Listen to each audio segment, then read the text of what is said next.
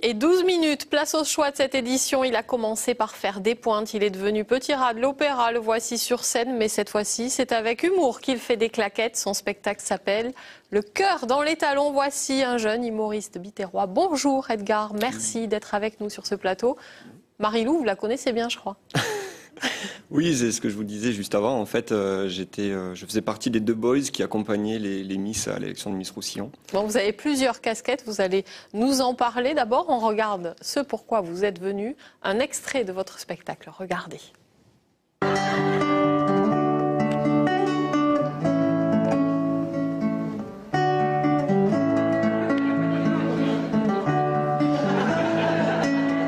Tu vois, j'écoute tes remarques, je rallonge les préliminaires.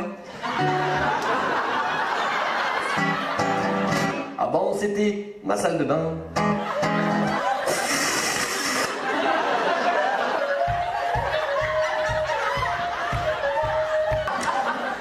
Edgar, ce merveilleux numéro représentant une allégorie en V face à celle de la dureté de la condition humaine confrontée à une situation intolérable d'abus de pouvoir, perdrait de sa force lyrique.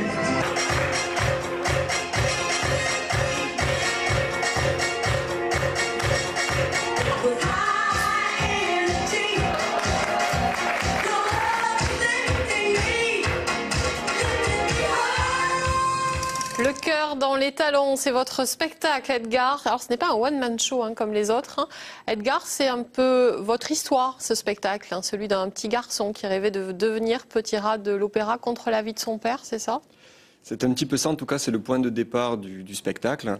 Ça ressemble un petit peu au film Billy Elliot, en tout cas dans l'intitulé au départ.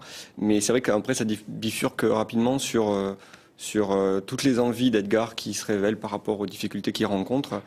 Et donc c'est un petit garçon qui va essayer un petit peu tous les domaines artistiques qui vont se présenter à lui. C'est vraiment votre histoire, à vous? C'est vraiment ce Alors qui c'était vous un petit est peu arrivé? romancé parce qu'il fallait que ce soit drôle, il fallait que ce soit intéressant, il fallait qu'il y ait des rebondissements, donc ça a été, disons que c'est librement inspiré de ma vie. Après, par exemple, il y a de la magie dans le spectacle, c'est spécialement pour le spectacle, je n'ai jamais fait de magie avant de préparer Le cœur dans les talons. Alors vous êtes vraiment devenu danseur, c'était aussi contre l'avis de votre papa? Sincèrement, non. Non, pas du tout. Par contre, il y a des gens autour de moi, des garçons autour de moi qui ont rencontré cette difficulté et voire même qui ont dû arrêter leur ambition à cause de ça. Non, moi j'ai eu la chance d'être soutenu par toute ma famille. C'est un petit peu moins vrai à l'école, mais ça on peut s'en douter. C'est vrai que les enfants sont parfois un peu cruels avec ça. Mais je dirais que ça m'a plus renforcé dans mon envie et le fait d'être à part avait aussi des avantages. Alors aujourd'hui, vous avez un petit peu lâché les pointes pour devenir humoriste. Qu'est-ce qui vous a pris? C'était un sacré grand écart quand même. Alors oui, et puis finalement pas tant que ça pour moi. Je trouve que ça m'est arrivé un petit peu par hasard. C'est-à-dire que quand j'ai démarré ma carrière de danseur, j'ai travaillé avec Céline Dubois qui avait un show hommage à Dalida et il y avait une chanson, Le Petit Gonzalez, et de suite il fallait que je monte une mise en scène humoristique. Alors j'avais une casquette, j'avais un cartable et je devais jouer les vilains garnements. Et puis ça plaisait de plus en plus au public, les gens riaient vraiment, et jusqu'au point où certains venaient me voir à la fin du spectacle et me disaient « Hey, Speedy Gonzalez, c'était super hein !» Et là je me suis dit mince, en fait, ils ont tellement ri qu'ils ont pas compris la chanson, c'était Petit Gonzalez, et puis surtout, j'ai quand même fait 10 ans de danse, je fais des sauts, je porte des danseuses, et les gens retiennent que je les fais rire, donc c'est un peu frustrant. Et puis après je me suis dit en même temps, c'est un numéro qui m'a pas demandé énormément d'efforts. Peut-être que si je travaille, je peux faire quelque chose de bien. C'est moins exigeant que la danse?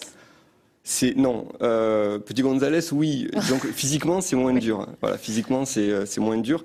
Après, lorsqu'on veut le faire bien, ça demande beaucoup de travail, beaucoup de remise en question et une évolution constante.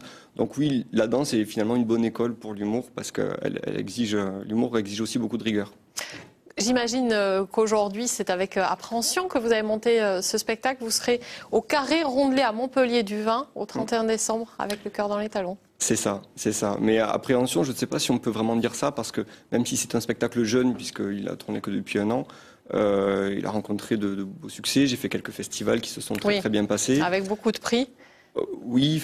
Merci Edgar. On va vous retrouver sur cette scène du Carré Rondelet. Je vous donne rendez-vous demain avec un groupe rock. Ce sera le groupe d'Ombre. Vous me perturbez Edgar. Allez, notre gros plan pour terminer, c'est une idée de cadeau pour Noël avec des ballons. Vous allez le voir.